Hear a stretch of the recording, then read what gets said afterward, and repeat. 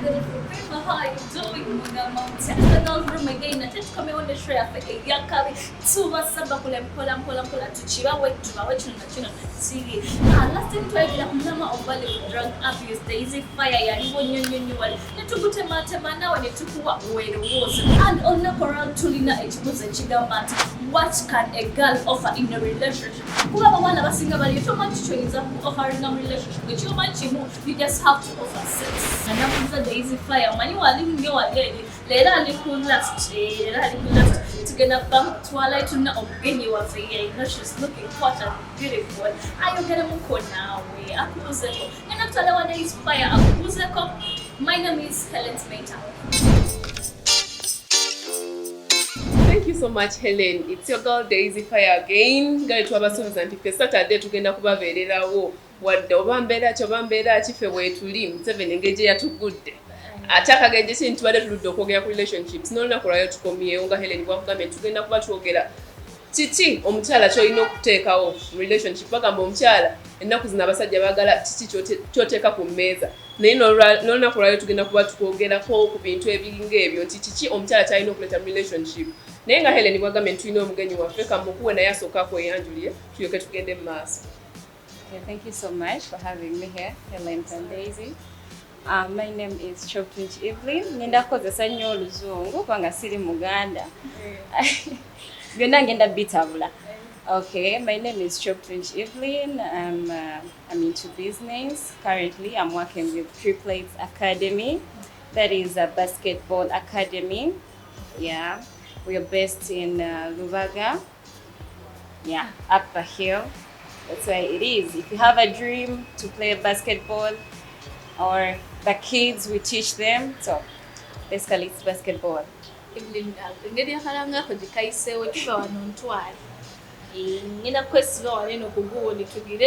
Tugende mu academy nange nzige basketball nyagana. It's fun. Yeah, by the way nyonyode konti toli Muganda. Yeah. Kati mbadde njagala nkugambe omunango tuweereyo kabaka obyo. Ate nga n'engeri gye twambadde mtesaana kwogera kabaka wa Muganda. Kituufu. Naye nze nabagambye ali musongamu ebazi Oligigaya.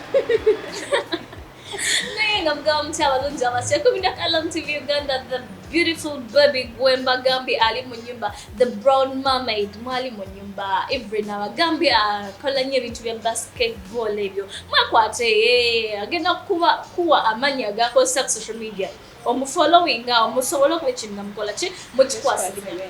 Last time twayogera ku drug abuse, twadde mulama last time twayogera ku drug abuse. Like for you, can you support that? Okay, what is your say about drug abuse in just 2 minutes? Of course, I would never support drug abuse because generally it has destroyed so many lives of so many youths, especially youths. So obviously, I would never support it. I would tell people who are on drug abuse or using drugs to go and seek for help. Yeah, it's going to destroy your future.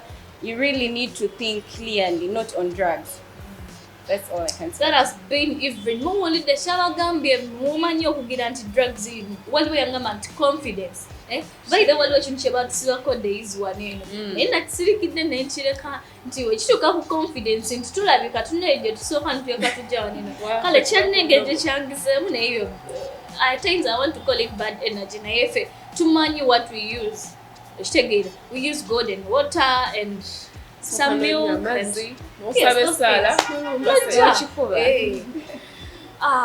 every no correl truly now relationships. What do girls have to offer in a relationship? Because some girls, we are going to talk about girls, about babes of this generation.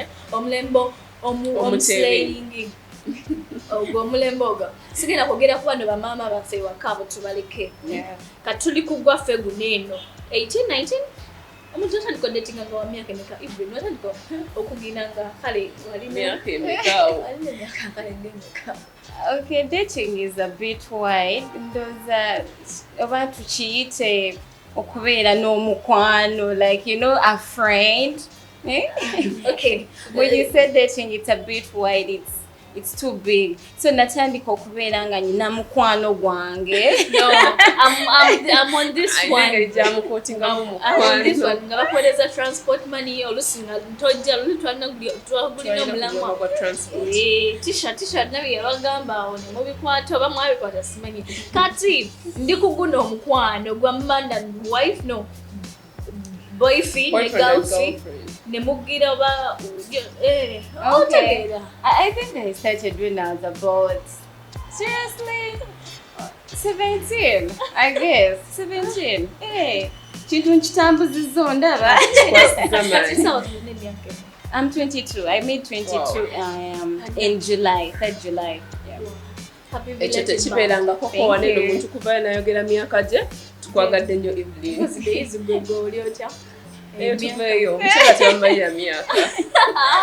Daisy Abawala bisa nagamba nti n'emyaka tukole ki tujiwemu obudde tujesonyiwe ye Princess Evelyn nagamba she's 22. Kati nze ne mbagamba nti nno tugende twayongereyo maaso. Batuwa myaka. Myaka gyange bambi. Evelyn bane kyali ku relationship neyo mu Daisy ode chembale ngendo ko Boyomu netuveyo like sikutwala like gwenga gwe chichola mpa ebintu bibiri tugende wa Daisy fire tu ebintu bibiri chichola a girl should offer in a relationship. Okay, thank you, Helen. First of all, what I can say is it depends on which kind of relationship you're in. Relationships enaku zino zili nyingi, zili different. Yeah. So when we talk, okay, let's talk about maybe normal relationships. Normal relationships, yeah. Okay, dating. Okay, like when you have a boyfriend, na kusaba like, can you be my girlfriend? Let's talk about that. If my boyfriend maybe proposed to me to be his girlfriend and I said yes, then I expect to bring so much on the table. Okay, here I can say, of course, I have to love him. I have to care about him. Honestly, there are so many things a girl can bring to the table or can put in a relationship. After being proposed, people are talking on a normal relationship. Yes. Kati mwabali mu abnormal relationship. Ngolina jogena no yoza jini oba no fumba sweetheart. Ngateba ku nebana mo jini. Mwana hizo kubeera ng'emirimu agikola naye nga ne gwagikola tamugamba nga nako ntikwano auntie to be my girlfriend. Exactly. Girlfriend, why? Ngainayo official girlfriend nga gojje buzze waka kuyamba kokoza, you know, do the cleaning and everything. Nze nabagamba mutulongooseze fe mu week tubaayo mu mugende ku weekend mulongoose. Hello, when you look at yourself, can you cook? And then the bird said, is marriage a restaurant? Of course. Even there is a saying that a way to a man's heart is through food, you know. So if you can't cook for your man, obviously. Thank you, Evelyn. No, the man akagamba kayogedde. Wali yali agambi kyayogedde kyekyo si. A way to a man's heart. A way to a man's heart, you have to cook for him. Yeah, you have to. Abafumbira abaami bamwe kale abanaba. Siya bayita abaami baabo. Kuba okimanyi you can get someone nga so I'm posting on social media, which is okay. Yeah. And I really like it. Kuba mujja tukekiseera babasekerere oba people But it will end in tears. Yeah, it will end in tears. You know that someone can be funeral rakuba koyambadde ku gundi oba rakuba nti onna enjala eziri gundi emungi ekimanyi. Of course. Yeah. So when people see that ka happiness ebisa singa tebakagala naye tebaba tebannakyakola mukama wabanga yaggulawo kino ddala Daisy fire manya erinnya eryo lirina engeri erinnyumiramu ndyagala Daisy Evelyn atugambye nti mu normal relationship you have to cook for your man byabagambye mubiwulire kati gwe muli kikyo what is yours about cooking for man? Kunze ng'omuntu cooking for man right now, if it's a boyfriend, it's not mandatory nti nina okufumbira okitegeera boyfriend munaye waffe tebakumanyi ne wammwe tebamanyi wansanga busanza ate byennaku zino bizibu nnyo omuntu oyinza n'omusangawo ku street n'akuyamba n'akusazisa ekkubo n'omuwaka nambako essimu nga relationship etanze. Nowadays people are not respecting relationships at all. Kati sirowooza nti okufumbira omusajja oba boyfriend right now kyetaagisa no? Okay, when you say that, I would say, Bobeda ne boyfriend wo, like I said, he proposed to you, and your intentions are for marriage. Leave alone, people go into relationships with other intentions. But if you're really dating your man or your boyfriend for marriage, why wouldn't you cook for him? Because that's basically what you're going to do. I'm not saying you should do it on a daily basis, but once in a while. Let me tell you, I hear so much about Steve Harvey. Okay. You know Steve Harvey?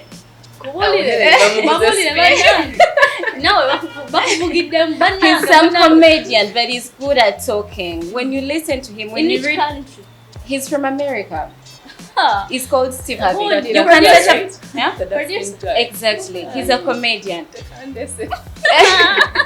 He says when you're in a relationship with your man, don't show him everything, but leave him wanting, because show him what you're capable of. You know, don't do it all, but show him what you're capable. Once in a while, you've gone to visit your guy, cook him that meal, show him, you know, man, I can do this. You won't get someone to do this for you like I do it. You know, it's not that every time you're going to do it. No. Surprise him once in a while. Cook for him. Let him know that you're good at it. It's not you're just presenting that. Good in bed, but still you know what I'm talking about. Do that. Cook for him that meal. Exactly. So it's not that you're supposed to cook for him all the time, but once in a while, show him that you can do it. Anti kati Evelyn yolaba obuzibu tusanga right now. Obeera ne guy olowooza ku official manyi munnaye abantu ennaku zino simanyi kyatuka abantu nga bwagambye nti you can date someone with purposes nti nono ngenda mufumbirwa oyinza okuba mu ggomu ekiri olw'okuba yakugamba can you be my girlfriend nogamba no guy alabika ali serious right now kamuteekemu eyo line nti ya oba husband to be naye ng'ate oyinza okwesanga ng'ono omuntu gw'olina ayinayo abalala nga basatu era naye be yasaba ojja kujjawo ofumbe mukyalo ofumbe oba akatogo omwana ajje nga yazze na nkoko like I said show him what you got. Okay. Let him decide for himself, but as long as you've put it on the table, you know, you've shown him you can cook. If he still has that, you know, because there are so many women nowadays, so many girls out there. Exactly. So sometimes you have to show this guy you're worth it. You're worth him taking you, him sticking around. That's why you need to do this. That's why I'm telling you, sometimes you need to go there and cook for him. He needs to know that you're a whole package. You're not just like these girls whom he finds on the road or on the streets. You need to show him you got it all. Wow. So, bannange munywere yongera olaba vidye no mwana yina bagambe twamulese obuuza kama maid natadde kabwerere mwana agenza nambuka speed wano nayogera simanyo mu America ate mumanyi nabagamba buli mbogote muwulira muwani no se ebintu byange nnyo oshegere chingete siri mwana wa mwa nenga Daisy Fire yakyali ohangenda wa Daisy Fire atubulire ye tukyayinza offering a relationship yenga ye let us make these things personal. Yeah, Kale. We are making something to person. No, it's so sad. I'm saying overdose. Bannange? Mbadde nsaaga. Nze ng'omuntu ebintu bingi gye by'oyinza okufaringa mu relationship. Like give me one. Ekisookera ddala respect. Kubaho nnyo. Respect sitegeeza nti omwana w'abandi mufukamirire. Kale fine mu Buganda omuntu bw'abanga akuwasizza oba olina okukakkanako wansi omufumba labasheno oyinza okugamba nti bakuwabya. Munnange waba mwana w'abandi yatwala ebintu ewammwe fukamira. It's not a must. Mu Buganda. No, what I can say in this generation, it's not a must. You don't in need this generation. Byaddi by'emuka kati kati ate eri ewaka. It's not a must. Kasitooka kanamuko mwana w'abandi omuteerako ekyokulya tewetaaga nga tomuyimiriddeeko n'obanga okutewera essowaani it's all right nedda bambe oyinza biyinza omuyiikira even depends wawo omusaabi nedda ng'olimu oti n'okutaba kuva bati kati niba batudde wansi okufukamira nti bw'oba tofukamidde there are very many ways gy'oyinza olagamu respect eri omwami wo oba boyfriend wo mu bintu by'okola mu ngeri gy'omuyita how you communicate. Omanyi waliyo abantu abali mu relationship eziri very free ate kiri nnyo nnyo ku mulembe gwaffe guno nti obeera ne boyfriend wo bintu mubitwala bwe bityo osobola oyimiya ino omuyita n'omugamba gwe Joseph you call them by your name their names that coward gwe what some people are fine with it nga bazannya bakola biki it's very okay naye bambi bw'oba ogenze mu bantu outside home show some respect. Don't call Joseph by his name. The respect shouldn't just stop outside, even inside. No, wali abantu nga bali very free. Yamugamba nze munnange ebyo sitera nnyo byagala. Ojabba mwana kuchawe gwangolozo oli free nga yali mu kunyiga. One time no, if a man is fine with it, gamba. Because naturally wange ye boyfriend bamugamba nze kino sikyagala nga tuli ewaka kino ne bwota kikola. But if we are out it's fine kikole. Kubanga wali ebintu byokola ewaka nga ye mami alaba it's too much. Daisy omanyi kino kyayita omuzo okulemeramu. You know that at times there are things you do when you are at your place and when you visit someone now you understand. So when you make yourself used to something and now what mind it's not good, you can reach in someone's house, kati nsaba busabi kyejje mu gwe ng'omuntu omwami bwaba boyfriend wabagambye sagala kumpita bya boo sagala kumpita bya honey.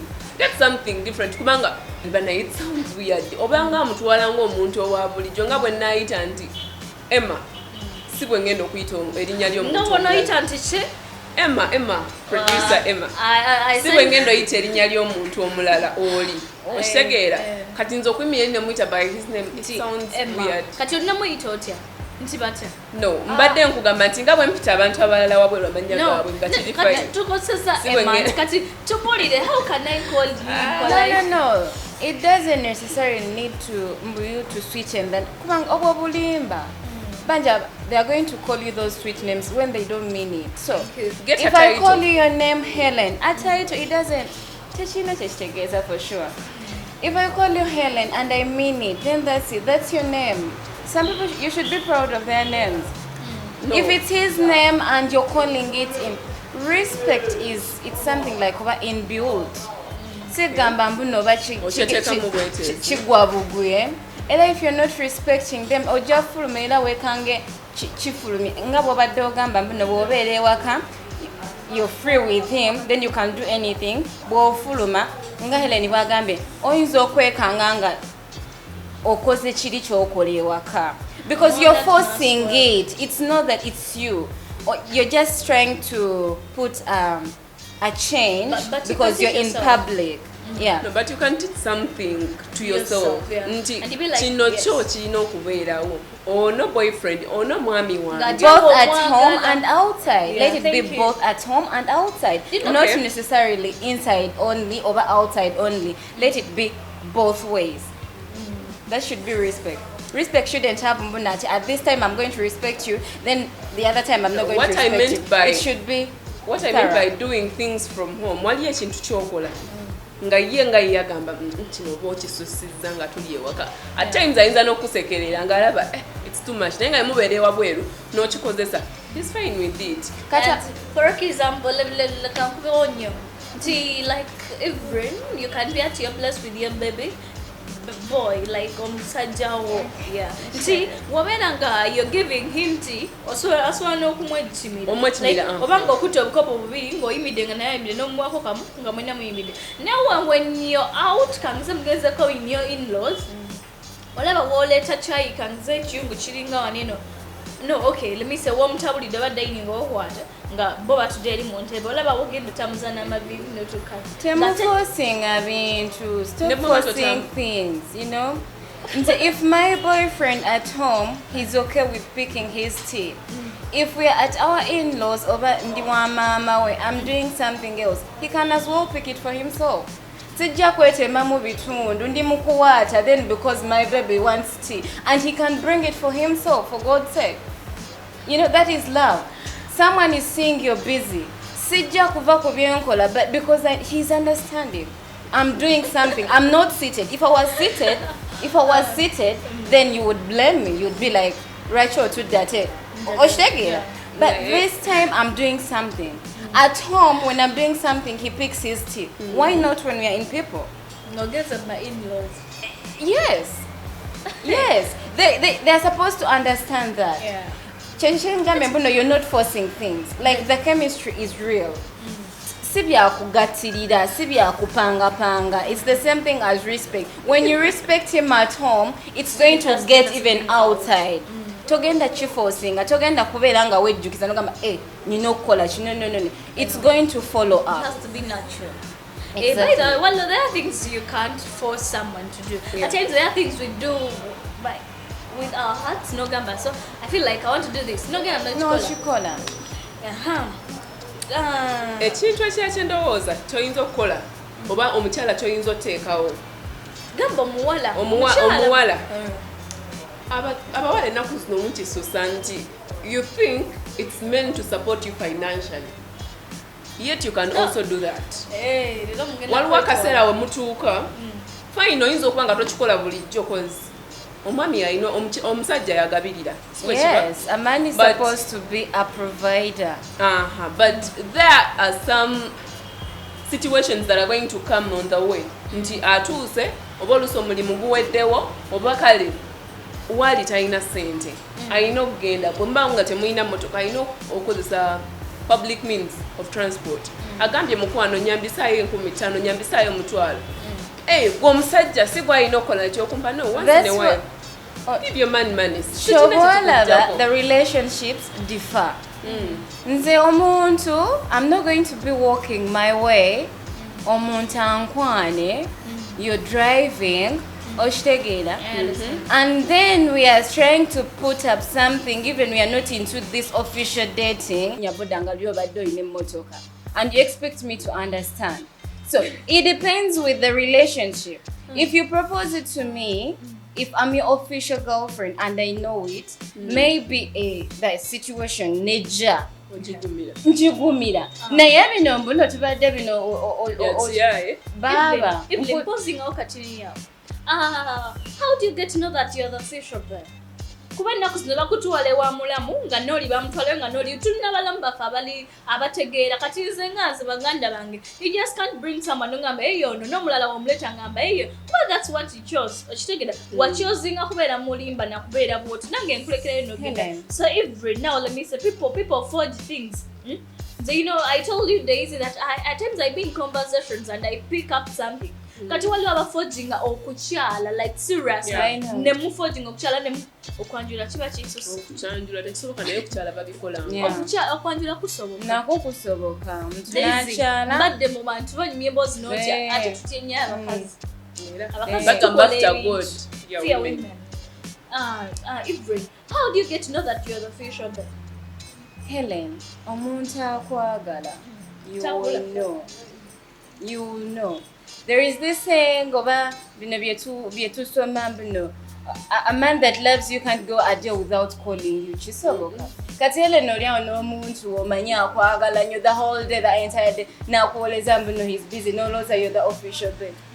Kisoboka. At least ne bwabeera busy, there is always like a message. There is always like this call like, babe, I'm busy, but we shall talk. There is always this akomyewe wakechi, at least nakwayo ka call. So omuntu akwagala, if you're the official bird, you will know. You will know. Oshtegera. Ojja tuuka ewaka omusajja atandika okukuta olaba alina byakweka agende notagenda wardrobe n'agikyusa ate entebe alina byakwatira wansi ate kusinga wansi esimu ne kabeera bweka you would know. Pay attention, especially if you want to know where you fall. If you want to know what you're going to pay attention. When you pay attention, you will know. Nekasta wezi ba maso no laba samo buno babuita butya like alert no laba kana no ne wezi ba maso no gamba let me just ignore that. Those things that you ignoring. My dear, pay attention, especially if you want to know where you fall. Ate every nogezi nogamba odrop wajikweka esimu wajivunika boy wajiga wajituga ate wabanga akuleka no bila baba let me say like you got his place no sanga yoko engato zaba ex those things kati engato zaba ex boy sanga yoko ngomukazi okozeewo ki. Are you okay with it? If I come at your place the first time, I'm not okay with finding your ex's shoes. Nenkugamba chali wange ezinenga tonze sizagala zisanga wano the next time. If I find them the next time, I'm throwing them in the dustbin. What are they doing here? For God's sake, if you can't take them to her or you get where they don't belong here. Yeah, for God's sake, if you've gone, take your belongings, especially you girls. Abawala, bwewecha wane boyfriend or if you break up, gende wejayo obuntu bwona temweswaza ogenda otuuke wachali omwana yaleka yakalega yaleka lwaki weswaza break up officially go back bino ebintu byomwesigaza ebintu ewaga nemwelesayo engato nga mwagala kwezza nze bwembisangayo nsuula actually I even banned them. Wow. Bino nensangayo manya bino yakeerabirayo yocha Ochamwagala nedda. That is the brown mermaid is in the building. Muri da wabagambe Princess Ivry Nabagambia yocha. When you find anything in your boyfriend's things, find out those things. Byamuleke abantu osanga mutunga stadina muko katonda. Aizo kulogera oshege. And many other people beef exes. Baby finger abantu bebali ba. No beefinga omukazi. Bawe yali ayagala like serious bali baleke beyagala ne bechawo byabo and so you're the one in the house. Omanye kisinga okuleta ekintu nti beef between current ne ex ono kyayogeddeko ebyo byaba ex okuleka ebintu ewaka nze sigenda kusanga bintu wa the so called boyfriend nange mbisange wewaka ng'omuyita ex ate ng'ebintu nga biri mba ngenda kuwala nono omukyala mba manyi ono omuwala naye akyeyagala ate naawe towala na mukazi kijja. No. I don't support ladies who are beefing other women. For what? Your man is the problem, for God's sake. Yeah. Why is he still keeping them there? That means naye anonyaka excuse kano jango okime ebintu okitegeera waleka mpozi walekayo ka jacket ko jango okakime anonyeyo excuse but don't be for another woman mbono yalekayo ebintu gwe obisangayo noyogera ne nomugamba ebintu byakyayagala lwaki tomugamba najja n'abikima olulala n'obisanga Kyebagatta tabyagala bw'aba tayamugamba that's not your problem abimugulire maybe bw'anaabimubanja abimugulire you sort them out nina ne mukwano gwange ye bw'abisangayo atwala neyeyambalira. I don't support that. Atwala neyeyambalira. Okay, it's something low but no, not being low. At a point abantu balina ebintu bye bakolakola by'otamanyi oli ayinza okubanga yakalekayo ona purpose nti anaagiteekamu ekigere yanaakawulira alaba oba mu ddagala ly'omwana. Bw'onootya ebyo bw'otya eddagala munnange ojja kukomawa. Tulina kulumba bulungi. Exactly. Olina okubeera n'omutima guli n'olumba for sure. For sure tolina kutya. Ekintu ekyendowooza kyoyinza okuteeka omuwala bw'ali eyo kyoyinza okuleeta relationship ekibongerako oba nga mba obuyonjo nakyo kirina engeri gye kibongerako. Omanyi abakyala abawala balina ebintu ebimu bye bakolakola nga biri weird nti ajja kubeera ewuwe ngali oba disorganized olw'okuba nga tabira na gaaya okitegeera lumu mukwano kajja kukwata gaaya agamba passing by okitegeera ogamba okuba omuyonjo ewuwo oba naawe ku mubiri nga gwe omuntu tuyinza obutogera waka naye newo ku mubiri ng'omuntu wakyali abawala ng'oliawo oli mukyafu nkutidde. Those ones beetaaga buyambi. How would you be a woman over a lady ng'oliawo ng'okyali shabby? First of all, guno omulembe gwakwefaako look good, attract.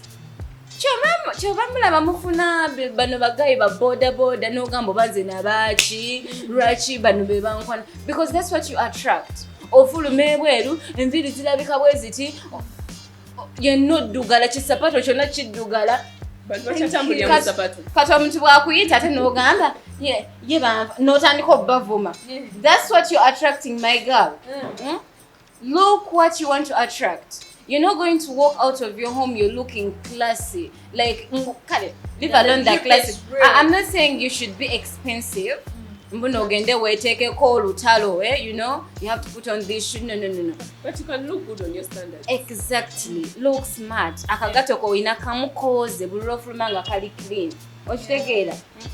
Bono fuluma n'omuntu anakutunako n'agamba wanda mwana oyo alina akagato kamu ekitegeeza bwe naamugulira obulala ajja bulabi naye g'olina kamu n'okatambuza n'okafuluma ne kakaddiwa ne look at yourself. Tulina obuzibwe nti omuwala agenda kweyonja kino ate kiri very common. Nti omuwala yeeyonja wano kungulu nga bw'ogambye look would attract abantu abagwa mu standard so omuwala agenda kweyonja wabwe naye nga mukwano gwange omutwale waka najjako engoye batya ng'omubiri gwe mukyafu oba asobola okuba most of the ladies actually gye bali abatayonja nga tashaving nga takola ki, you understand? nga era munange ajja kukitegeera nga boyfriend amwebaseeko olumu nadduka.